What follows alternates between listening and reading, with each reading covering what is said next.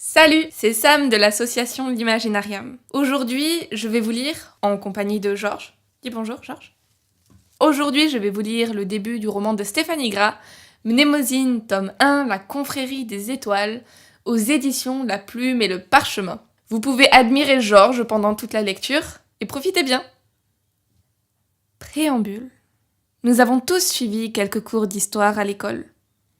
Nous connaissons tous plus ou moins les origines de notre espèce, celles de nos civilisations.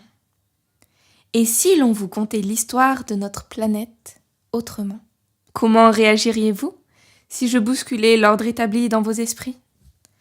Seriez-vous prêt à accepter que l'histoire connue n'est que la partie émergée d'un iceberg dont vous ne pouvez qu'imaginer la substance?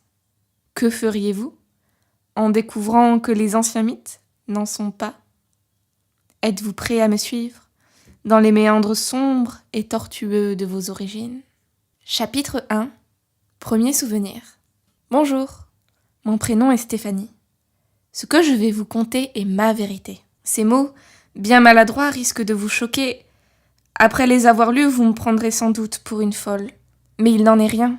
Cette histoire est difficile à raconter, alors pardonnez mon style peu académique et ma familiarité. Ces chroniques sont les miennes, mais également un peu celles de l'humanité. Je ne sais pas par où commencer.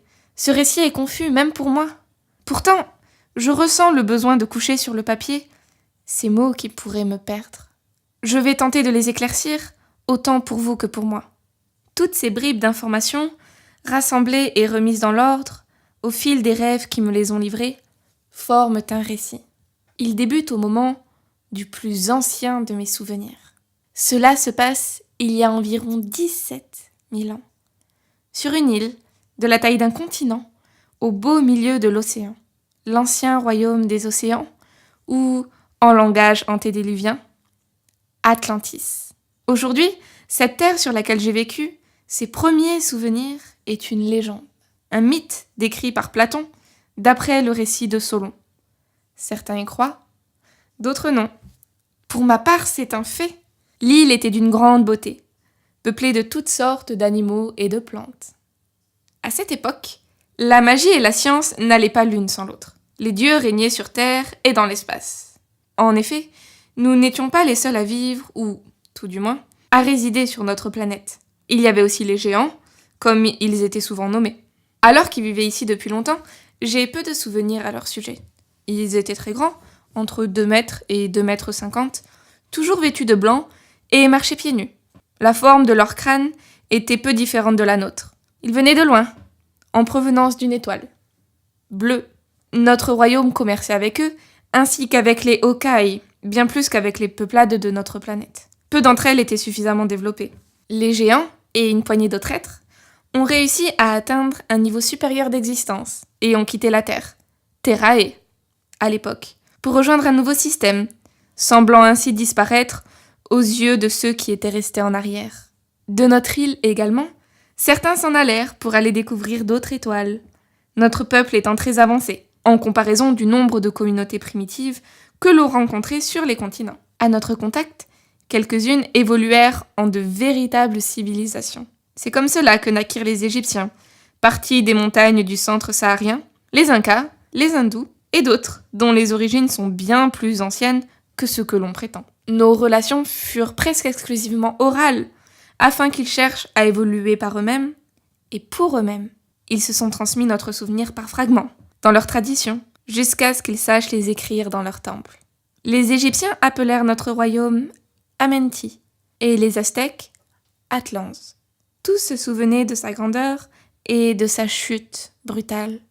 Les mêmes informations incomplètes subsistaient sur notre législation, notre gouvernement et notre capitale, située en bordure de la grande plaine rectangulaire coupée de canaux d'irrigation. Moi, je me rappelle qu'elle était bordée de 8 cités, chacune dirigée par un chef. J'ai de vagues souvenirs de l'aspect extérieur du Grand Conseil. Il s'agissait d'une pyramide à degrés, couronnée d'un jardin constitué d'arbres exotiques et de fleurs multicolores. Le dernier étage de cette pyramide était la résidence du conseiller suprême, Linéas. Linéas était un homme d'une 40aine d'années lors de notre première rencontre, et ses cheveux châtains grisonnaient par endroits. Il était l'une des personnes les plus intelligentes, bonnes et sages de l'île. Il fait partie des souvenirs vivaces que j'ai de cette époque. J'ai l'image d'un homme que j'ai vu vieillir. C'était une personne pleine de malice et de bienveillance. Et c'est grâce à lui que l'on m'a confié le travail que je me suis appliquée à faire pendant plus de 16 000 ans. Vous venez d'entendre le début du tome 1 de Mnémosyne, la confrérie des étoiles, de Stéphanie Gras. Si vous souhaitez en découvrir davantage sur l'auteur, je vous invite à venir à sa rencontre le 17 et 18 mars 2017 au Salon du Livre L'Imagine à Livre qui aura lieu à Toulouse. Pour plus d'informations, je vous laisse dans la description un lien vers le site de l'auteur ainsi que vers le site des éditions La Plume et le Parchemin et notre Facebook et notre Twitter. N'hésitez pas à vous abonner si vous m'avez aimé, moi, Georges, la suprême plante en pot, ainsi qu'à lâcher un pouce vert, comme mes feuilles. Je vous fais des bisous, je vous offre du terreau, et surtout, que la lecture soit avec vous!